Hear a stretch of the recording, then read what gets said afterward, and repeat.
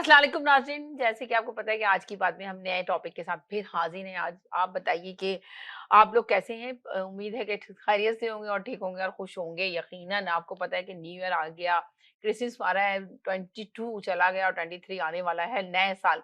तो हम बात इस पे भी थोड़ी-सी करेंगे टॉपिक से हट के कि आपने पुराने ईयर्स में क्या खोया और अब नए साल में आपकी क्या उम्मीदें हैं? क्या किन उम्मीदों से आप वाबस्ता रखते हैं? आपकी कौन-सी ख्वाहिशें हैं? अल्लाह ताला आपकी वो ख्वाहिशें पूरी करे। जो लास्ट ईयर आपकी ख्वाहिशें पूरी नहीं हुई, देखें कि साल कितनी तेजी से गुजर गया, पता भी नहीं चला। नया साल में अब हम दाखिल होने वाले हैं बहुत जल्द।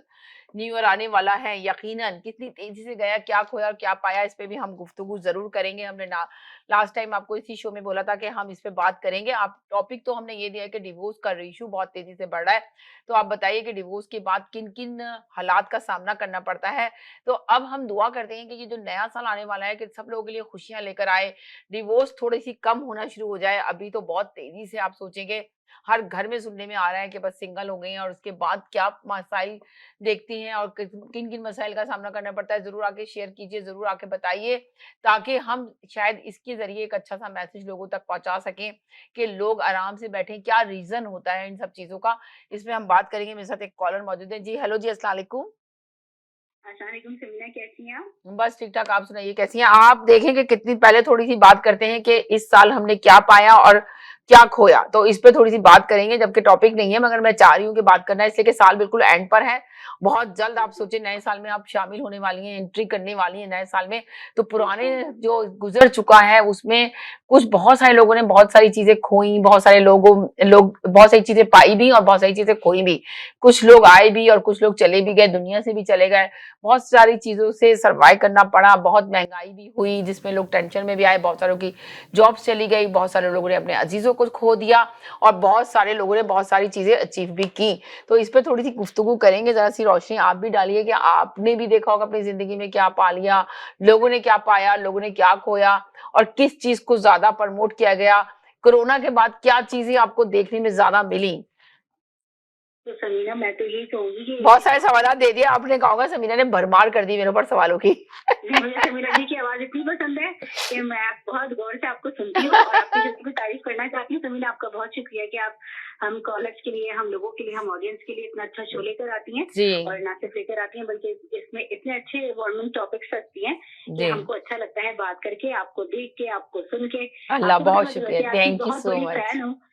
जी, जी। जी, और अल्लाह ताला आपको बहुत तरक्की दे और मैं कहती हूँ कि जैसे चाँद सितारे रोशन चमकते हैं, ऐसे ही आपको अल्लाह ताला हमेशा चमकता रखे। आमीन सुम्मा आमीन। आमीन और सुम्मा अब मैं टॉपिक की तरफ आऊँगी तो समीना, बात ये है कि वाक़ई ये साल तो जी, खोने और पाने की ज़्यादा स्टार्ट होता है, तो कोविड जैसे हमारी ज़िंदगी में जी। अंधेरा बन के शामिल हो गया था 2020 में। तो 20 गुज़रा, फिर 21 गुज़रा, अब हम 2022 को भी रुखसत करने वाले रुखसत हैं। करने वाले हैं, 2023 में दाखिल होने वाले हैं बहुत जल्दी, सोचिए आप, इंशाअल्लाह। इंशाअल्लाह। तो और ये कहूँगी कि 2023 में आज की शामिल होने वाले हैं इंशाअल्लाह।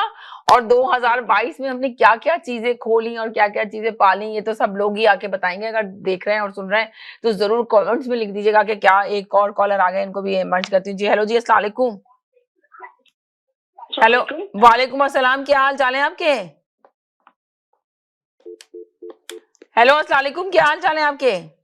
मैं ठीक हूँ अल्हम्दुलिल्लाह। और बहुत अच्छा मौजू रखा आपने।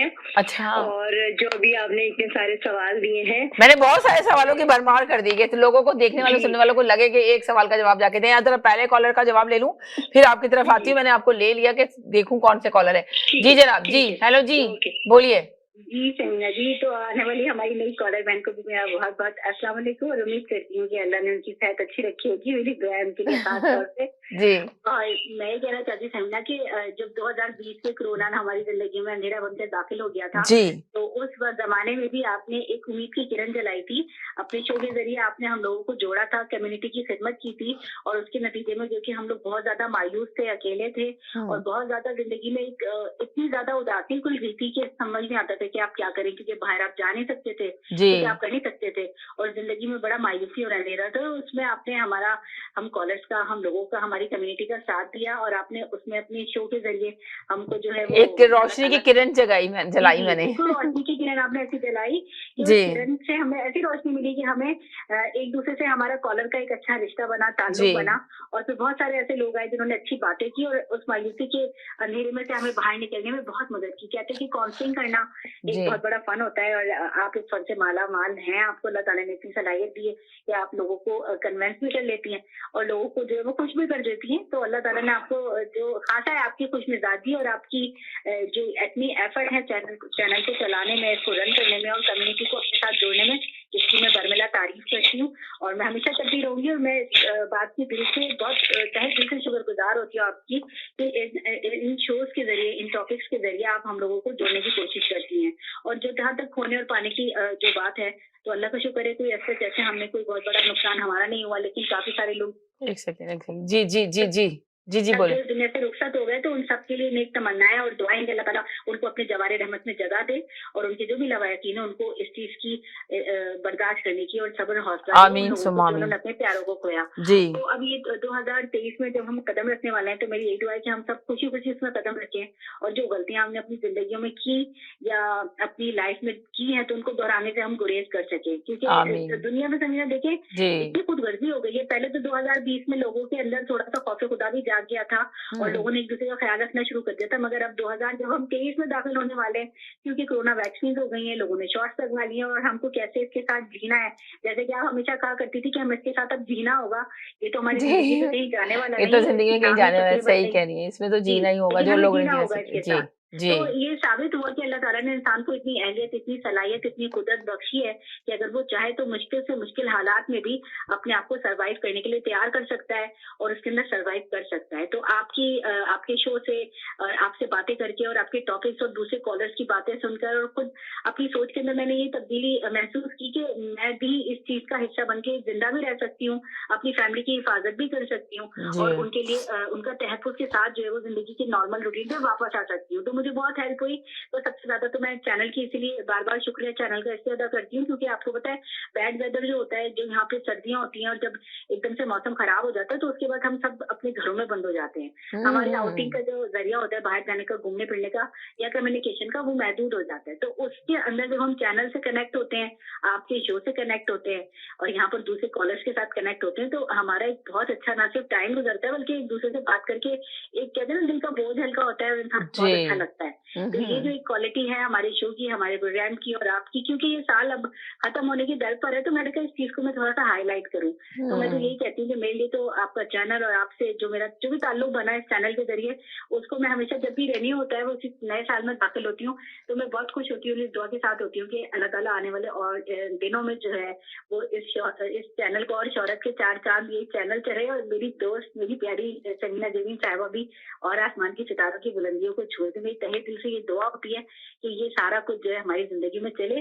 और जो टॉपिक है आपका समीना, उसमें मैं यही कहूंगी कि डिवोर्स का रेशियो क्यों हाई हो रहा है, मुझे लगती है कि इसकी सबसे बड़ी वजह इंसान की अपनी खुदगर्जी है, क्योंकि हम्म। लोगों ने रिश्तों को गर्ज के अंदर लपेट दिया है और आजकल हर कोई और सिर्फ आप अपने ये घर देखें कि डिवोर्स लेने में टाइम नहीं लगाते लोग यहाँ पर, अभी इतना बिल्कुल नहीं जल्दी लगाते। सिंगल हो सही जाते बात। हैं और सोचते हैं कि हम जाके जो ना पता नहीं क्या झंडे गाड़ देंगे, शोहरत हासिल करने के लिए पता नहीं कौन कौन सी अपनी हरकतें करते हैं। आप सोच भी नहीं सकते कि और सोचो कि बच्चे भी उनके जो पहले कहते थे कि भाई बच्चे हो जाएं तो रिश्ता मजबूत हो जाता है, अब तो ऐसा लगता है कि बच्चे हो गए तो रिश्ता मजबूत क्या बल्कि टूटने में देर नहीं लगाता वो रिश्ता। और वो बच्चे तक बिल्कुल। कुर्बान कर देते हैं कि वो अगर वालिद साहब रखना, शौहर रखना चाहते हैं, मर्द रखना चाहता है, तो बच्चे भी छोड़ देते हैं और अपनी आजादी हासिल करने के लिए अपने आप को पता नहीं क्या प्रेजेंट करते हैं, क्या हासिल करने के लिए ना उनके आगे बच्चे कोई रुकावट बनते हैं, कोई चीज भी रुकावट नहीं बनती। और फिर वो सिंगल होके तो है ना वो जगह जगह जगह जगह ऐसे घूमते हैं कि उनको बहुत लगता है कि पूरी जैसे कैद में थे आजाद हो गए। इसलिए कि जब शादी हो बिल्कुल जाती है तो आप सोचेंगे पेरेंट्स तो कहते हैं कि भाई शादी हो गई, अब तो ये समझदार हो गई है, जिम्मेदारी अब इनकी अपनी है, अब तो ये अपने फैसले खुद कर सकती हैं। पहले तो कुछ पेरेंट्स होते थे कि भाई डिवोर्स नहीं हुई है जब शादी से पहले, तो पेरेंट्स जिम्मेदारी ले उठाते हैं बच्चों की और कहते हैं कि भाई हम कुछ थोड़े फैसले में भी अमल दखल करते हैं। मगर अब तो ये होता है कि जब डिवोर्स हो जाती है तो औरत को लगता है कि मैं तो बिल्कुल आजाद हूँ, मुझे तो अब किसी की वो ही नहीं लेनी है, किसी से इजाजत नहीं लेनी किसी चीज की भी। और क्या हासिल करना चाह रहे हैं ना, बच्चों का मुस्तकबिल सही है। जिन बच्चों को आपने पैदा करने के बाद आप बच्चों के खातिर कुर्बानी नहीं दे सकते, आप अपने घर को दांव पे लगा देते हैं, तो फिर उन बच्चों को आप क्या देंगे, आगे मुस्तकबिल क्या देंगे बच्चों का। जो कहते हैं कि तो बच्चे मुस्तकबिल होते हैं हमारा, बच्चे हमारा नाम लेके एग्जैक्टली आगे चलते हैं, तो आप बच्चों को क्या दे रहे हैं इस वक्त। सवाल ये पैदा बिल्कुल होता है, जरा ना, बताएं बिल्कुल मुझे इस दुरुस्त बारे बात में ये है। आके। जी जी, जी। देखिए, ज़िंदगी गुज़ारने के समय ना कुछ बेसिक एथिक्स होते हैं, जी कुछ ऐसी पाबंदियाँ होती हैं जो इंसान खुद अपने ऊपर लागू करता है। उसके लिए किसी कहते हैं कि कोई मुकम्मल कानून जो है वो बना दिया भी जाए, लेकिन अगर इंसान उस पे अमल ना करे, तो उस कानून के बनाने का कोई फ़ायदा नहीं। तो ज़िंदगी गुज़ारने के जो तौर तरीके होते हैं, हर बंदा अपने हिसाब से ज़िंदगी को गुज़ारना जी चाहता है या अपने नज़रिए से देख रहा होता है। लेकिन जहाँ खुदगर्ज़ी और गर्ज़ के अंदर जब रिश्ते निपट जाते हैं, तो फिर चाहे वो माँ हो, चाहे बीवी हो, चाहे बेटी हो, चाहे कोई भी हो, कोई आदमी हो, जो भी रिश्तों में बंधा हुआ होता है, अगर वो सिर्फ खुदगर्जी की नजर से अपने रिश्तों को देखता है, तो फिर वो सिर्फ अपनी गर्ज के आगे मजबूर होता है। मिसाल के तौर पर अभी जैसे आपने जिक्र की कि बहुत सारे लोग हमारे अपनी कम्युनिटी में इस तरह के पाए जाते हैं जो कि सिर्फ अपनी गर्ज को पूरा करने के जी लिए या अपनी वक्ती कामयाबी को एनहांस सिर्फ करने के अपनी लिए अपने रिश्तों से कामयाबी पीछा को छुड़ा देते एनहांस हैं। करने के लिए, यकीन करें आप जी, अपनी जी। सिर्फ कामयाबी, अपने कौन सी रिश्तों से कामयाबी, जाते पीछा छुड़ाते हैं, फिर अपनी वो कौन सी अपने जो है कामयाबी, रिश्तों मैं को भी ये कुर्बान सोचती हूँ कर कि देते कौन हैं। सी कामयाबी के पीछे भागते हैं और उनके बिल्कुल। पेरेंट्स उनका साथ दे रहे होते हैं। अफसोस के साथ कहना पड़ता है कि बहुत सारे पेरेंट्स को ऐसा देखा गया है कि वो अपने बच्चों का गलत फैसलों पे साथ दे रहे होते हैं, जबकि नहीं देना चाहिए, उनको समझाने की बिल्कुल, जरूरत होती है बिल्कुल मगर दुरुस्त नहीं बात ये है कि समझाते। रवीना, एक तो बात ये है कि हमारे माशरे में ये भी एक रुझान हो गया है कि लोग अच्छे-बुरे के तो पीछे बात है कि बात सही होती है या गलत होती है, अच्छी या हम्म बुरी नहीं होती। क्योंकि अगर कोई गलत कर रहा है, कोई अच्छा इंसान भी गलत कर रहा है, तो गलत ही कहलाएगा ना। और कोई कोई कोई ऐसा इंसान है जिसको हम हमारी नज़र में वो अच्छा नहीं है और वो कोई सही दुरुस्त फैसला कर रहा है, तो हम कहेंगे कि वो सही कर रहा है। लेकिन माशरा इस जगह पे चल रहा है, गर्ज़ों में इस तरह रिश्तों को लपेट दिया गया है कि आपको अपनी गर्ज से मतलब है। मिसाल के तौर पे अगर आपको फेम हासिल करना है, आपने सोशल मीडिया का सहारा लिया है, कुछ प्लेटफॉर्म्स को इस्तेमाल किया है, तो उनको इस्तेमाल करने के बाद जाहिर सी बात है जब आप अपने आप को बाहर की दुनिया से कनेक्ट करते हैं, तो आप घर के अंदर इतनी ज्यादा मसरूफ टाइम नहीं गुजार सकते। आपके पास इतना टाइम नहीं होता कि आप अपने बच्चों की अच्छी तरबियत कर सकें। ये भी तो एक बुनियादी अंसर है कि अगर आपके बच्चे हैं तो उनकी बुनियादी तरबियत करना आपका फर्ज है। एज ए मदर औरत की ज्यादा जिम्मेदारी होती है, मर्द की भी उतनी ही जिम्मेदारी है, लेकिन हमेशा हमारे माशरे में या बैक होम में बात करें या यहाँ के भी माशरे में, तो माँ को ज्यादा जिम्मेदार समझा जाता है कि छोटा बच्चा जो होता है वो माँ की थोड़ी ज्यादा जिम्मेदारी होती है, ताकि वो उसको सिखा सके, उसको बता सके कि क्या सही है क्या गलत है।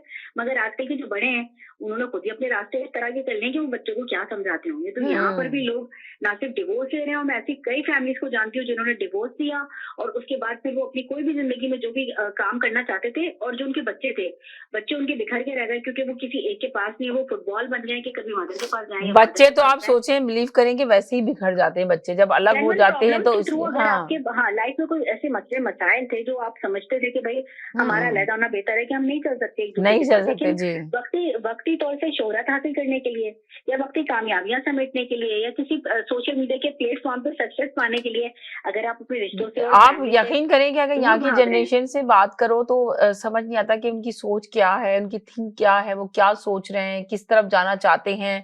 मैंने कितने बच्चे बच्चियों से यहाँ पे बात की, गुफ्तगू की, तो उनकी सोच ही बिल्कुल चेंज है कि वो कहते हैं कि हम तो लॉयर बन जाएंगे, और लॉयर बनने से पहले जो हमें बहुत सारी जॉब्स कर रहे हैं, 3-3 जॉब्स कर रहे हैं। एक लड़की से मैं डिस्कस कर रही थी तो उसने कहा, मैंने कहा कि वो बता रहे लगी कि मैं 3 जॉबें करती हूँ, अब 3 जॉब्स करती हूँ। हालांकि उसकी एज ऐसी है कि उसके पेरेंट्स को सोचना चाहिए कि उसकी शादी कर दें, कहीं अच्छा लड़का देखें, शादी करें, ये करें। नहीं, उस लड़की की सोच में ये कहीं पे भी कहीं एक पहलू नहीं था। जबकि हम अगर अपने बहुत पुराने जमाने में जाएं, अपने कल्चर में जाएं, पुराने माहौल में जाएं, तो आप सोचेंगे जब लड़की थोड़ी बालिग हो जाती है, जो हमारे कुरान में भी ये लिखा है कि लड़का लड़की बालिग हो जाए तो सबसे पहले एक इस्लामी तरीके से उसको एक रिश्ते में बांध दें, आप उसकी शादी करें, निकाह ज्यादा करें, ताकि जना से बचें। मगर अभी जो माहौल चल रहा है, जो माहौल देखा जा रहा है, तो लोग निकाह की तरफ जाने के लिए तैयार ही नहीं है, ना बच्चे ना बच्चियां। परेशान है पेरेंट्स, बेतहाशा परेशान है पेरेंट्स की किस तरह बच्चों को तैयार किया जाए। इसलिए कि जब बच्चों से बात की जाती है, बच्चों का इंटरव्यू लिया जाता है, तो बच्चे कहते हैं कि अभी तो हम सेट ही नहीं हुए हैं, अभी तो हम सेट होना चाहते हैं, अभी तो हम डॉक्टर बनना चाहते हैं, अभी तो हम लॉयर बनना चाहते हैं, अभी तो हम ये करना चाहते हैं, पर कहीं पे भी वो चीज नहीं पाई जाती कि हाँ जी हमारी मैरिड भी होनी चाहिए, हमारी शादी भी होनी चाहिए, जबकि एज ऐसी है कि शादी करने के लिए नहीं। वो कहते हैं कि हम 3-3 जॉब्स कर रहे हैं, हमारे पास टाइम नहीं है इसलिए, और उसके बाद हम यूनिवर्सिटी भी ज्वाइन की हुई है, हम वो भी पढ़ रहे हैं, हम लॉयर भी बन रहे हैं, पर भाई 3 जॉबें क्यों कर रहे हो, टाइम कैसे निकालो? वो हम मैनेज कर लेते हैं, इसलिए कि हमारे पास जब चेक आता है तो हमें बहुत, हम हैप्पी होते हैं, हम अपनी मर्जी से हम हर चीज खरीदते हैं, अपनी जो चीजें हमें बाय करनी होती है वो बाय करते हैं। मैं तो उनकी सोच पे सरप्राइज थी कि इनकी क्या सोच है, क्या थिंक है, क्या लेके आगे बढ़ रहे हैं। इस वक्त इनकी एज है कि वो अब चलें, जो भी है एक अच्छी एजुकेशन दिलाएं, जरूरी है एजुकेशन दिलाना, ये नहीं कि अनपढ़ अनपढ़ लड़की रह जाए या लड़का रह जाए, आप अच्छी एजुकेशन दिलाएं, पर जो लड़की का हक है उसकी सही टाइम पे आप लोग शादी करें। उसको ये आप जरूरी है कि आप उसको घर के माहौल से अपने वाबस्ता रखें, उसको घरेलू लाइफ को भी सिखाएं साथ साथ। ये ना कहें कि उसको आप घर में कोई तरबियत नहीं दे रहे। तरबियत की बेतहाशा जरूरत है यहाँ पे बच्चों को, और जो पेरेंट्स नहीं दे पा रहे तरबियत, आपने भी देखा होगा, आपके भी जिंदगी में बहुत सारे मिलने जुलने वाले होंगे, फ्रेंड सर्कल होगा, आप भी उसमें देखती होंगी कि बच्चों को तरबियत नहीं दे रहे उनके पेरेंट्स। और फिर उसके बाद जब बच्चों की शादियां करते हैं, जब बच्चों की शादियां टूटती हैं, तो फिर जिम्मेदार कौन होता है? कि सिर्फ वो कहते हैं कि जी लड़की का माइंड ही नहीं मिला। अरे आपने लड़की को या लड़के को कुछ सिखाया नहीं, लड़के को भी सिखाने की जरूरत है और लड़की को भी सिखाने की बहुत ज्यादा जरूरत है। और वो कौन जिम्मेदार है? उनके अपने पेरेंट्स जिम्मेदार है। मैं तो ये कहती हूँ, आगे आप लोग जरूर लिखिएगा और जरूर बताइएगा कौन जिम्मेदार है, पर मैं अपनी राय पेश कर रही हूँ, किसी को नहीं कह रही हूँ, मगर इसमें पेरेंट्स का भी बहुत बड़ा हाथ है।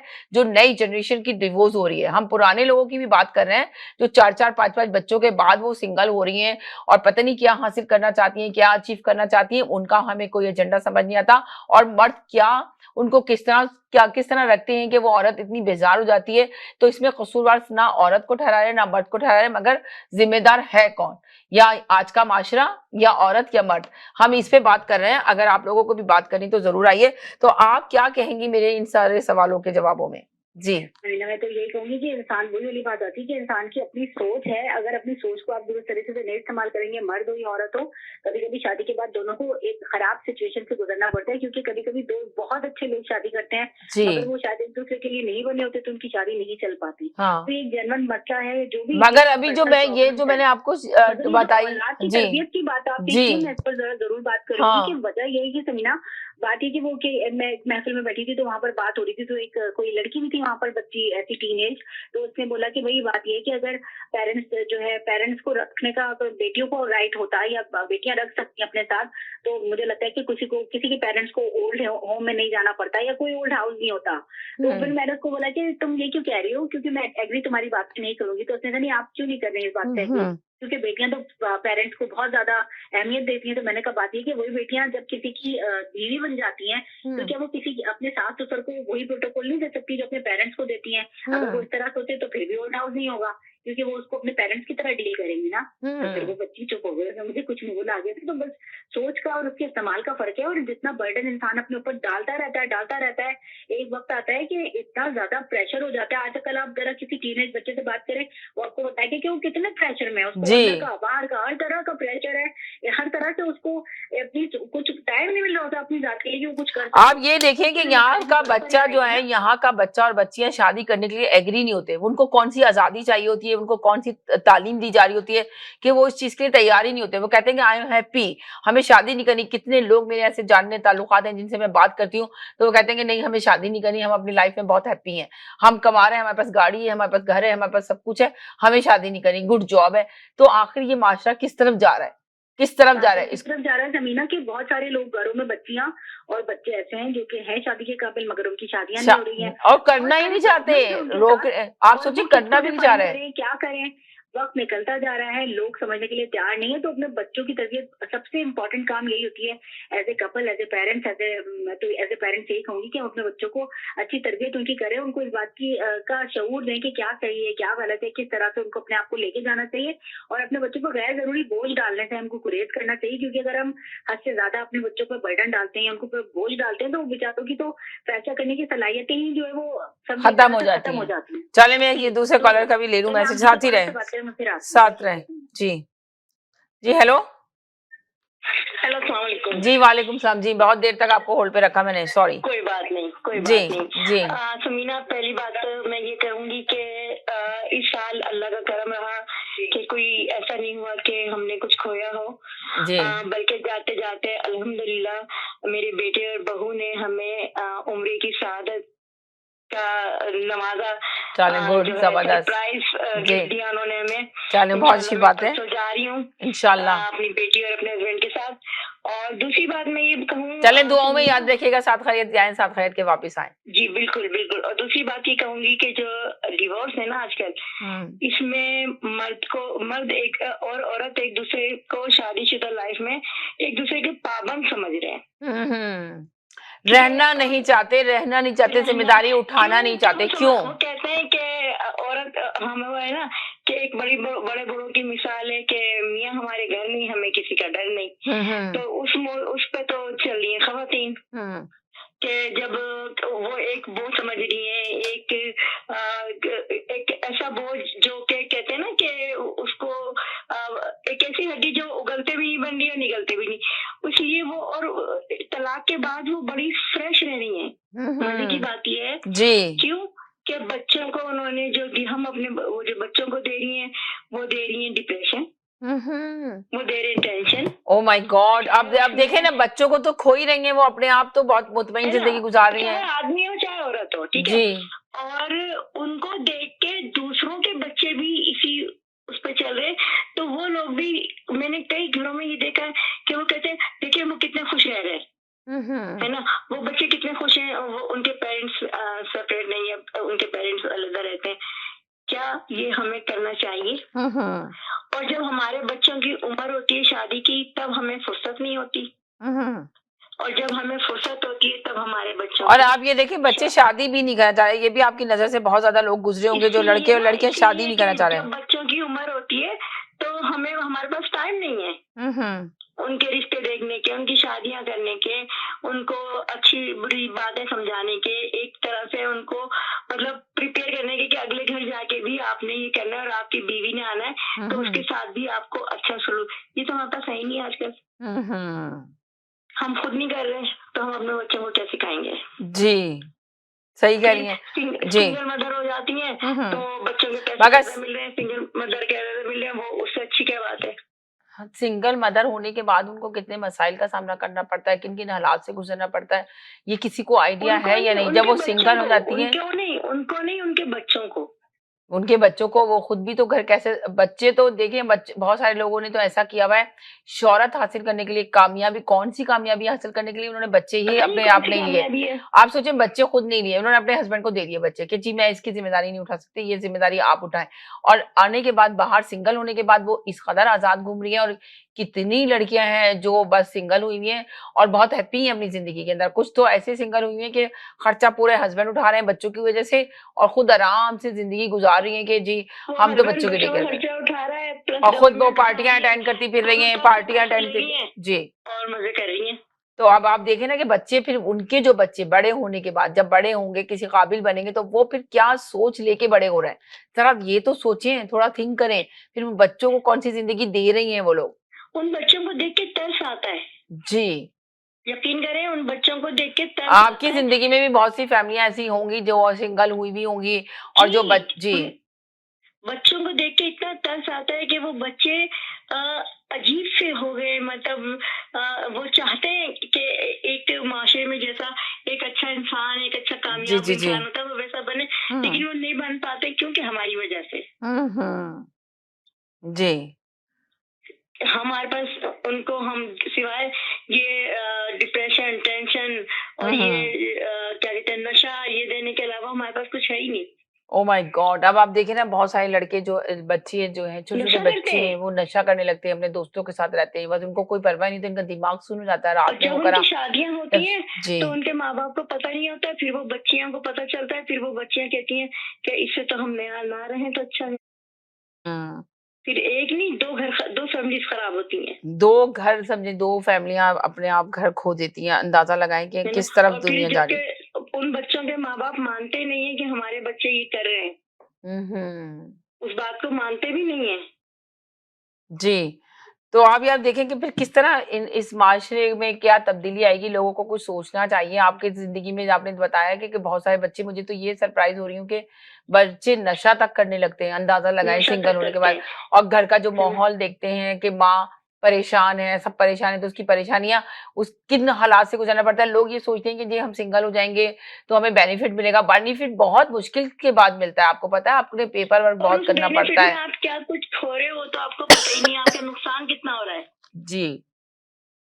आपका नुकसान कितना हो रहा है कि आपके बच्चे बच्चे नहीं रहे, बच्चे उन्हें बच्चे नहीं आपने रहे क्या हों। बना दिया। और वो उस बेनिफिट से आपको कुछ हासिल क्या हो रहा है, ये सवाल ये पैदा होता है कि आप क्या हासिल करना चाह रहे हैं और क्या हासिल होता है आपको। तो इसका ये मतलब है कि तो आप तो कुछ भी हासिल नहीं कर रहे, बल्कि आप बहुत चीजें खो रहे हैं। जैसे आपने देखा कि पुराने वक्तों में जब डिवोर्स होती थी तो कहते ना कि सात समंदर हिल जाता है। और जब लड़की आके अपने घर बैठती थी तो बड़े लोग कहते थे कि किसी सूरत भी इनका कॉम्प्रोमाइज करा दें, किसी तरह भी सेटल डाउन करा दें। आपस में बड़े लोग, बुजुर्ग लोग जाते थे, बात करते थे, भाई क्या रीजन है, किसी तरह समझा बुझा के लड़की को उसके घर भेज देते। अब लोग कहेंगे कि भाई क्यों, लड़की क्यों बर्दाश्त करे, इतना जुल्म क्यों बर्दाश्त करे, आज की लड़की बर्दाश्त नहीं करी। पर आपने नहीं देखा कि वो जो औरत थी वो बर्दाश्त के बाद अपने घर को तो बसाती थी। जिंदगी में कौन पहले जाता था। एक सल्तनत की मलका होती थी वो। हाँ, और ये कि अगर खुदा ना खास्ता अगर औरत गुजर गई या मर्द गुजर गया तो उनकी एक चीज तो चल रही है ना, नस्ल दर नस्ल तो चल रहा है। इस तरह माशरे बनते थे, अब तो माशरे बनने के बजाय पहले से टूट जाते, माशरे बन नहीं रहे। अब आप क्या, किस तरह आप बनाएंगे माशरे को। क्या आप इसी माहौल में रहने के बाद, ये जो सब माहौल चल रहा है इसके अंदर आप कहते हैं। जी। वो कमाता था और वो पूरी तनख्वाह अपनी बीवी को लाके देता था जी। और वो जो है उसको हर चीज में मतलब हर चीज के लिए पैसे एक तरफ करती थी, निकालती थी, वो जोड़ती, उसमें से वो जोड़ती भी थी, ठीक है, और उसमें से अपने बच्चों को, अपने घर का खर्चा हर तरह से करती थी। तो वो एक मलका की तरह काम करती थी। आज के बच्चे तो आपको पॉकेट मनी तक नहीं देता अगर वो काम करते हैं। तो बहुत कम ऐसा होता है कि कोई 2-4 बच्चे जो बहुत अच्छे हैं, जिनकी तरबियत हुई है, वो अपने वालिदैन को कुछ देते हैं। अदरवाइज तो आपको पता भी नहीं होता आपका बच्चा कमा क्या रहा है। बताते भी नहीं है कि आपका बच्चे की क्या सैलरी है। जी। सबसे मेन चीज ये कि यही तो मैंने कहा कि तरबियत, कहीं ना कहीं तरबियत की कमी है, आपको तरबियत देनी है, आपको थोड़ी बहुत नहीं, बहुत जी। कमी। और आजकल बात करो, लोग कहते हैं, इस तरह की बात करो, लोग कहते हैं आप तो बहुत दकियानूसी हैं भाई, आप बहुत बड़ा हालत की हैं। अंदाजा लगाए तो बंदा किस तरह इसको ठीक कर सकता है। मेरा सवाल यही है कि बताएं कि क्या चीज हो जिस तरह के इंसान सही हो, ठीक तरीके से लेके जाए, इन सब चीजों को सेटल डाउन करे। क्या चीज आनी चाहिए मुल्क के इसके अंदर, जो हम अपने इस शो के जरिए भी लोगों को चाहते हैं कि कुछ थोड़ी सी अवेयरनेस दें। आप ये भी बता सकते हैं कि अभी आपने कहा ना कि लोग बहुत ज्यादा आजाद जिंदगी गुजारना चाहते हैं और बहुत खुश होते हैं, बच्चे खो देते हैं, तो उनकी क्या, उसमें क्या, आजादी में क्या मजा आता होगा जब बच्चे ही खो दिए, खुद भी अपने क्या कर रहे हैं, खुद भी एक गुनाह से एक दूसरा गुनाह, तीसरा गुनाह, तो गुनाह गुनाह पे गुनाह करती चली जा रही हैं, इन्वॉल्व होती चली जा रही हैं। तो इनसे कैसे बच सकते हैं ये लोग। ये ऐसे बच सकते हैं समीना कि ये जब तक मियाँ बीवी दोनों एक दूसरे के साथ बाहम जिंदगी नहीं गुजारेंगे या एक दूसरे के साथ मतलब अपने दुख सुख एक नहीं होंगे दोनों के। आजकल तो मियाँ बीवी में ये हो रहा है, उसके वो कहता है मेरे दुख मेरे, मेरे सुख मेरे। जी। है ना, मियाँ को ये नहीं पता बीवी कहाँ है, बीवी को ये नहीं पता मियाँ कहाँ है।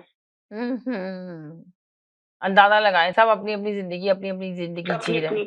कम से कम जो हमारे यहाँ पुरानी शादियां होती थी ना, वो बुजुर्गों के फैसलों से होती थी और बुजुर्ग उनको लेके चलते थे, है ना। एक डर होता था, एक खौफ होता था, एक मुतमईन भी होते थे कि ऐसा नहीं है कि पहले की सारी ही औरतें बहुत ज्यादा उन्होंने दुख बर्दाश्त किए और उन्होंने बहुत दुख झेले, नहीं, वो सुखी भी बहुत होती थी, है ना, क्योंकि घर का माहौल देखते थे, बच्चे दादा दादी को देखते थे, तो वो उस माल पे नमाज पढ़ने जा रहे हैं। आपने ये बात बहुत प्यारी की कि वो दादा दादी को देखते थे, इसलिए कि वो माहौल था, यहाँ पे वो माहौल नहीं मिल रहा बच्चों को।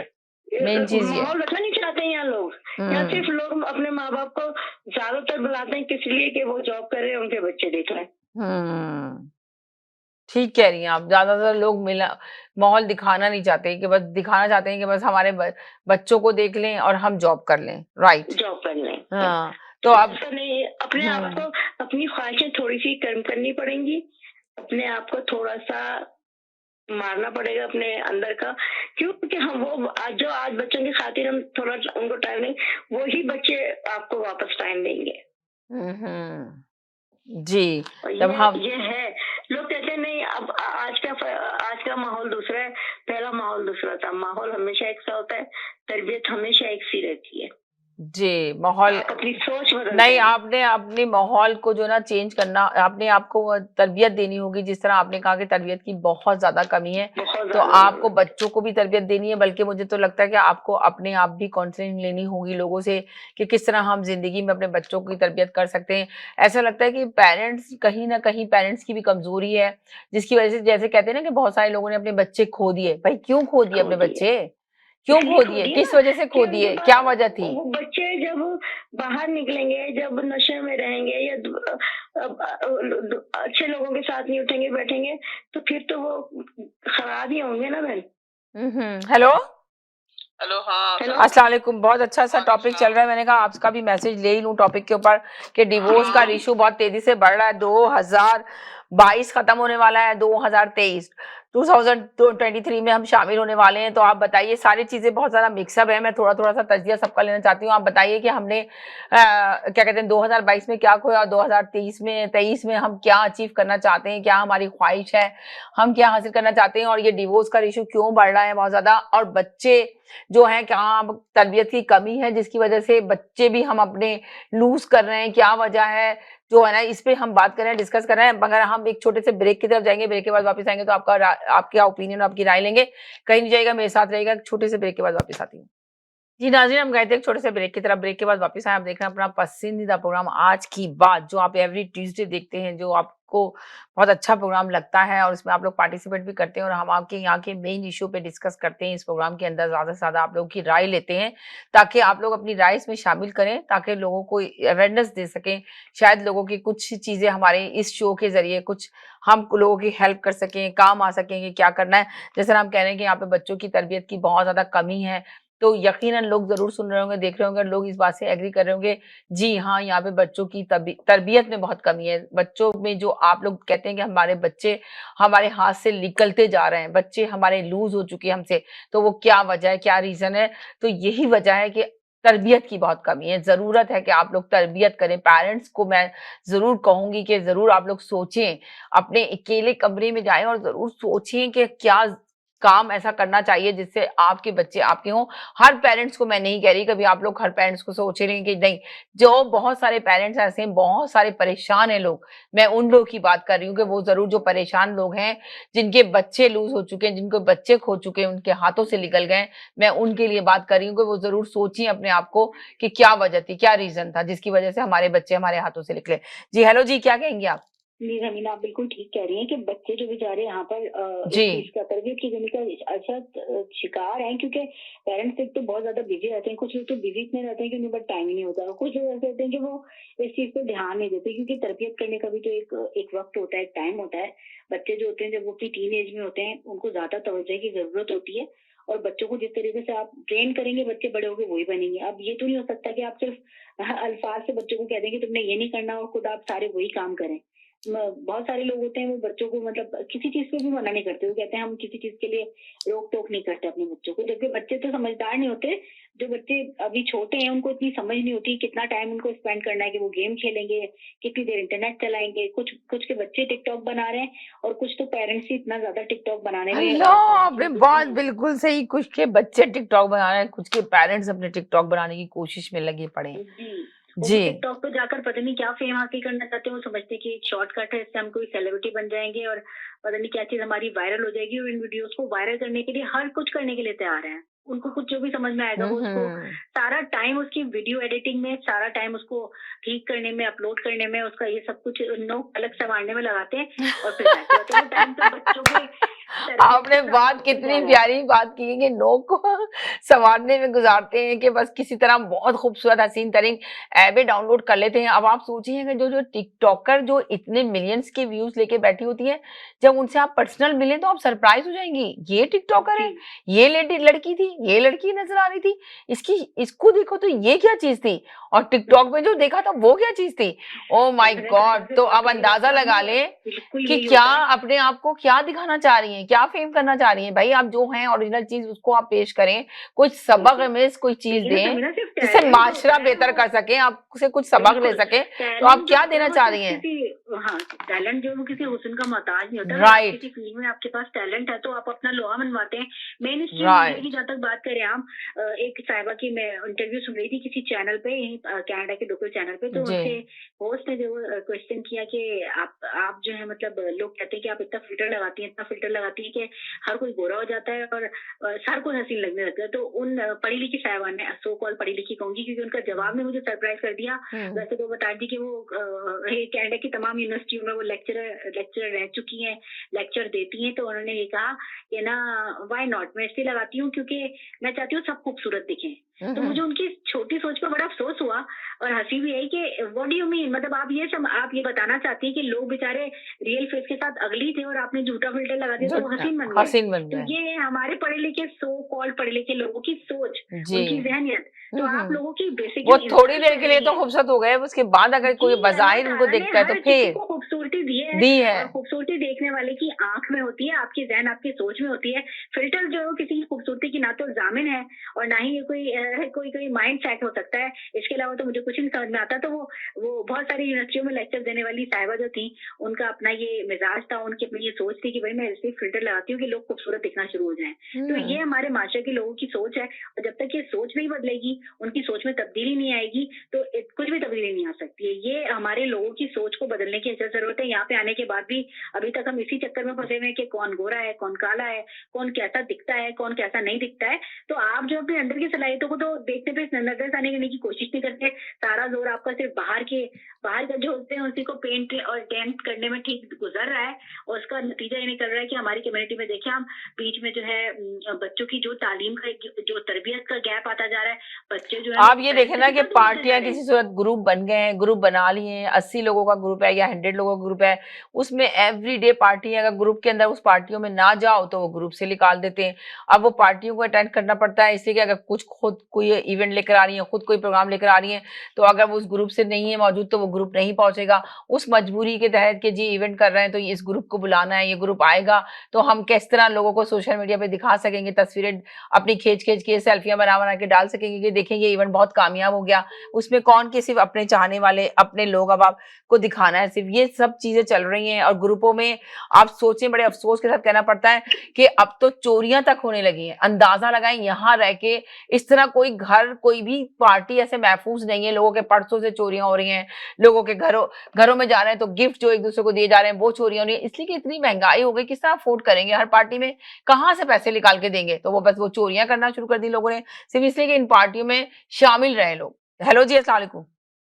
और कुछ नहीं तो सुनना, और फिर लोग जो है, अगर कोई बच्चा, लोग आजकल चाहे वो कितने ही बूढ़े क्यों ना, वो अपनी बर्थडे मनाने लगते हैं। जी, और बर्थडे का तो इतना रिवाज हो गया है कि अभी इस एक बच्चे की बर्थडे है, तो अभी हस्बैंड की उसकी बर्थडे, तो अभी सरप्राइज वाइफ की पार्टी हो बर्थडे, रही है, तो एक उसकी सरप्राइज़ पार्टी हो सरप्राइज रही है। पार्टी उसकी हो रही एक है। बर्थडे जो होती है, एक लोग फेमस यकीन करो खातून को बना समीना, लेंगे, तो जो वो जो जगह-जगह पार्टियाँ शुरू हो जाती हैं, ये लोग समझ नहीं आता। $64,000 खर्च कर रहे हैं दूसरे की पार्टीज में। और वो पार्टी में हासिल क्या करना चाह रहे हैं, क्या अचीव करना चाह रहे हैं, आई डोंट नो, मुझे तो नहीं समझ नहीं, आ रहा कि क्या दिखाना चाह रहे हैं लोगों को। वो सिर्फ़ चंद लोगों को दिखा के बहुत खुश होते हैं, हैप्पी होते हैं कि उन्होंने कमेंट्स लिख दिए या उन्होंने लाइक कर दिया।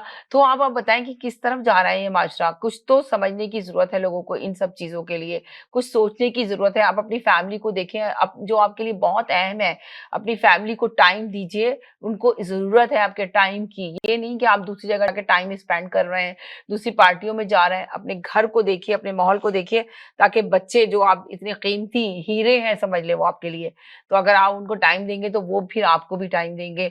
जो इस तरह के बहुत सारे ओल्ड हाउस बन रहे हैं, जिस तरह अभी एक कॉलर ने आके बात मेंशन की, क्यों आखिर ये ओल्ड हाउस बनाए जाते हैं?